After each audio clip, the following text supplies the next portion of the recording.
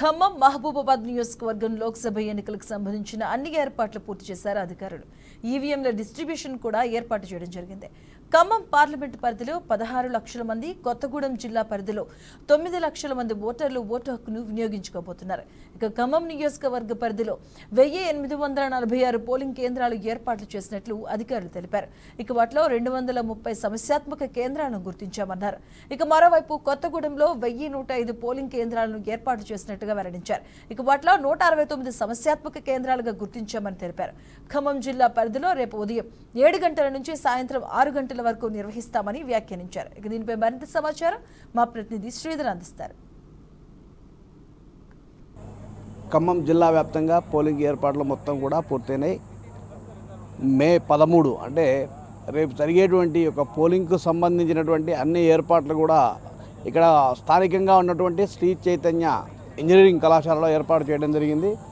మొత్తం మీద చూస్తున్నప్పుడు రేపు 13వ తారీఖు జరిగేటువంటి ఒక పోలింగ్ కేంద్రాల్లో మొత్తం ఖమ్మం నియోజకవర్గంలో ఓటర్లు వచ్చేసి మనకు 16,31,003 మంది ఓటర్లు మనకు నమోదు చేయడం జరిగింది. వీళ్ళందరూ కూడా తమ యొక్క ఓటు హక్కును వినియోగించుకుంటున్నారు.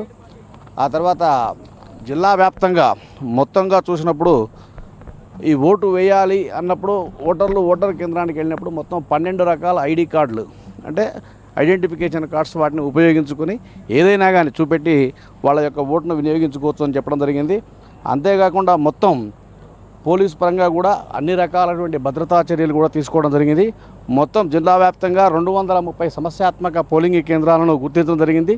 అంతేగా 2391 మంది పోలీసులు, 6 కంపెనీల స్పెషల్ ఫోర్స్ను కూడా ఈ యొక్క పోలింగ్ నిర్వహణకు ఉపయోగించుకోవడం జరుగుతున్నది. ఇప్పుడు మనం చూసినప్పుడు ఎక్కడ చూసినా కానీ ఇక్కడ మనకు ఈ శ్రీ చైతన్య ఇంజనీరింగ్ కళాశాలలో ఈ యొక్క ఈవీఎంల డిస్ట్రిబ్యూషన్ కార్యక్రమం ప్రారంభమైంది.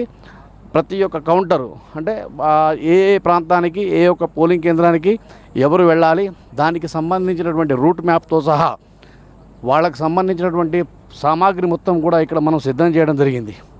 మొత్తం మీదుగా చూస్తున్నప్పుడు ఈ యొక్క ఖమ్మం, పాలేరు ఈ 2 నియోజకవర్గాల పరిధిలో శ్రీ చైతన్య ఇంజనీరింగ్ కళాశాలలో మరియు మధురకు సంబంధించినటువంటి ఈ యొక్క డిస్ట్రిబ్యూషన్ కేంద్రం వచ్చేసి ప్రభుత్వ పాలిటెక్నిక్ కళాశాలలో కూడా ఏర్పాటు చేయడం జరిగింది.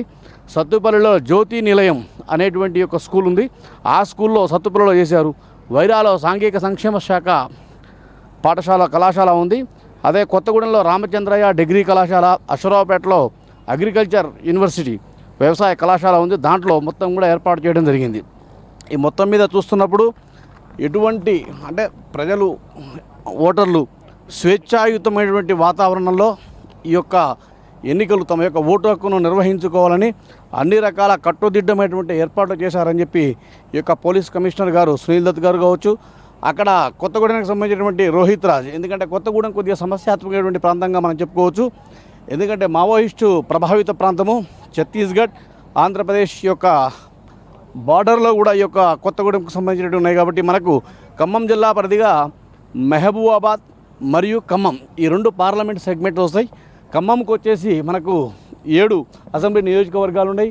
అదే రకంగా కొత్తగూడెం జిల్లాకు సంబంధించి 3 అసెంబ్లీ నియోజకవర్గాలు మనకు మహబూబాబాద్ పార్లమెంట్ పరిధిలో వస్తాయి. కాబట్టి ఆ యొక్క మహబూబాబాద్ పార్లమెంట్ పరిధిలో ఉన్నటువంటి భద్రాచలం కావచ్చు, పినపాక కావచ్చు, ఇల్లెందు కావచ్చు, ఇవన్నీ కూడా సమస్యాత్మకమైనటువంటి ప్రాంతాలుగా మనం చెప్పుకోవచ్చు. అందుకోసం అక్కడ పోలింగ్ యొక్క సమయం కూడా కొంచెం తక్కువగా ఉంటుంది. ఎందుకంటే వరుస ఎన్కౌంటర్లతోటి మావోయిస్టు ప్రభావిత ప్రాంతాలు కాబట్టి ఎటువంటి ఇబ్బంది లేకుండా ఉదయం 7 గంటల నుండి సాయంత్రం 4 గంటల వరకే ఈ యొక్క పోలింగ్ అనేది ఈ యొక్క భద్రాచలం అంటే మావోయిస్టు ప్రభావితంలో భద్రాచలంలో ఉన్నటువంటి ప్రాంతము మరియు మహబూబాబాద్కు సంబంధించినటువంటి కొత్తగూడెం ప్రాంతంలో ఉన్నాయి. మిగిలినటువంటి ఖమ్మం జిల్లాలో మాత్రం ఉదయం 7 గంటల నుండి సాయంత్రం 5 గంటల వరకు కూడా ఈ యొక్క పోలింగ్ కేంద్రంలో పోలింగ్ చేసేటువంటి అవకాశం వెసులుబాటు మనకు ఇవ్వడం జరిగింది. అదే రకంగా చూసినప్పుడు కొత్తగూడెం పరిధిలో 9,88,000 ఓటర్లు ఇక్కడ మనకు ఓటు హక్కు నమోదు చేసుకున్నారు. మొత్తం 1,105 పోలింగ్ కేంద్రాలు ఏర్పాటు చేయడం జరిగింది. ఈ కొత్తగూడెం ప్రాంతంలో కూడా అంటే మహబూబాబాద్ నియోజకవర్గం పరిధిలో వచ్చేటువంటి కొత్తగూడెం ప్రాంతంలో కూడా 169 సమస్యాత్మక పోలింగ్ కేంద్రాలను గుర్తించడం జరిగింది. దీనికి సంబంధించినటువంటి అన్ని ఏర్పాటు చేయడం జరిగింది. అయితే వృద్ధులు, దివ్యాంగుల కోసం అని చెప్పి హోమ్ ఫ్రమ్ హోట్ అని చెప్పి ఒక కొత్త సిస్టమ్ పెట్టడం జరిగింది. దానిలో భాగంగా మొత్తం 28,827 మంది ఈ యొక్క ఓటు హక్కును వినియోగించుకున్నారు. సరే, ఏదేమైనా కానీ ఈసారి పటిష్టమైనటువంటి భద్రతా చర్యలు చేశారని చెప్పుకోవచ్చు. ఇంతకుముందు ప్రతి ఒక్క పోలింగ్ కేంద్రంలో కూడా ఎటువంటి అవాంఛనీయ సంఘటనలు జరగకుండా సీసీ కెమెరాలు ఏర్పాటు చేయడం జరిగింది.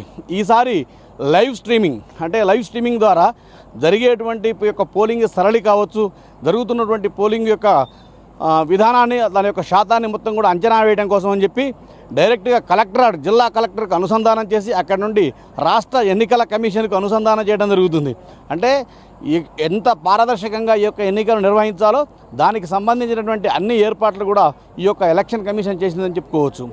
కెమెరా పర్సన్ నాగేశ్వరరావుతో శ్రీధర్, బీఆర్కే న్యూస్, ఖమ్మం.